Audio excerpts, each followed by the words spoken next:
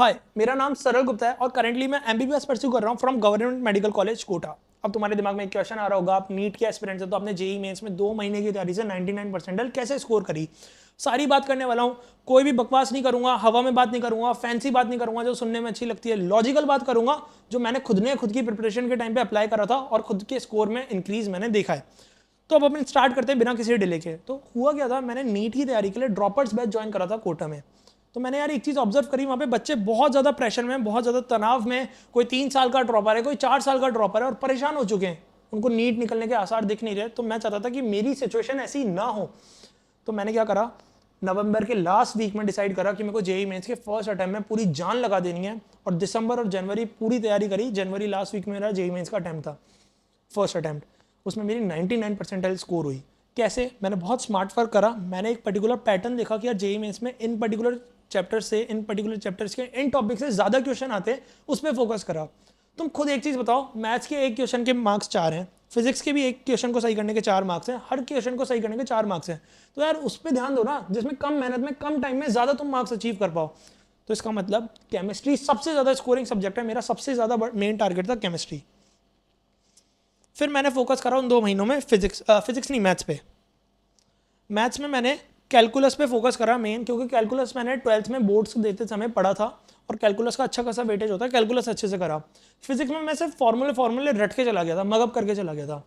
तो स्कोर मेरा कुछ ऐसे था, केमिस्ट्री में मेरी 99.6 परसेंटाइल थी, फिजिक्स में मेरी 96 परसेंटाइल थी और मैथ्स में मेरी 97 परसेंटाइल थी। अब पता है मैथ्स में हुआ क्या था, मेरे साथ एक एडवांटेज था कि मेरी वाली जो शिफ्ट थी उसमें मैथ्स का पेपर बहुत ज़्यादा टफ था और उसमें कैलकुलस ज़्यादा पूछा गया, तो एक एडवांटेज था मेरे साथ। इसके बाद अब मैं डिस्कस करता हूँ मेरी मेन तरीका क्या था पढ़ने का, जिसकी वजह से मैं 2 महीने के टाइम पीरियड में इतना स्कोर कर पाया। देखो, सबसे पहले तो अपन ये समझते हैं तुम्हें शुरू कहाँ से करना है और अप्रोच क्या रखनी है। तो हर एक सब्जेक्ट की ऐसी एक टेबल बना लो, फिजिक्स की अलग, केमिस्ट्री की अलग, मैथ्स की अलग। अब क्या करना है, चैप्टर लिख लो, जैसे आरबीडी, जैसे सारे चैप्टर एक तरफ लिख लिए, फिर यहाँ पे लिख दो स्ट्रॉन्ग, मीडियम, वीक। अब 2 महीने में तुम्हारा टारगेट होना चाहिए कि तुम वो उन सब चैप्टर्स को पढ़ो जो तुमने पहले पढ़ रखे हैं, जो तुम्हारे स्ट्रॉन्ग है। उन चैप्टर्स को छोड़ दो जो तुमने कभी देखे ही नहीं है और पढ़े ही नहीं है। जैसे कि मान लो मैंने लिखा आरबीडी को वीक में, सेंटर ऑफ मास को स्ट्रॉन्ग मीडियम में और ग्रेविटेशन को स्ट्रॉन्ग में।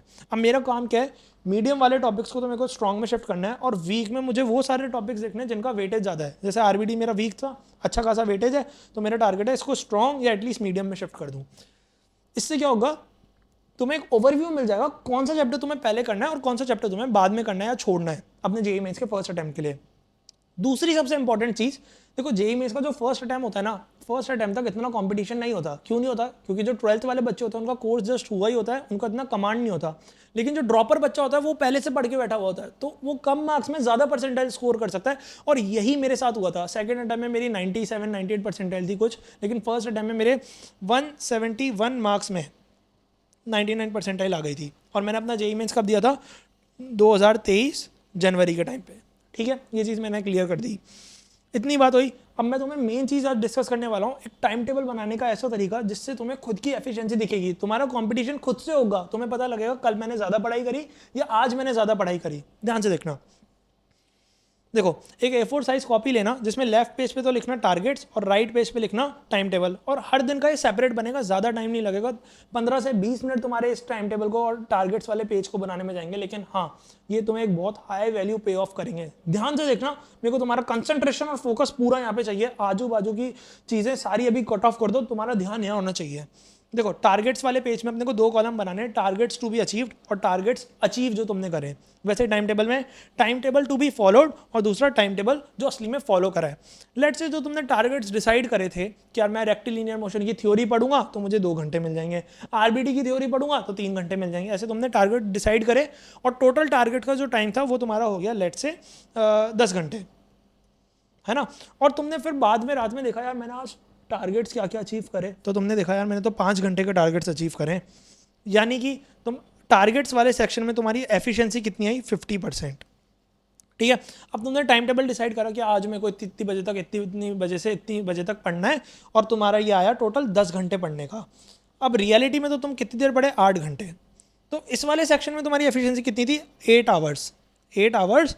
और इस वाले परसेंटेज एफिशिएंसी थी तुम्हारी 80%। और तुम्हारी इधर वाले सेक्शन में थी परसेंटेज एफिशिएंसी 50%।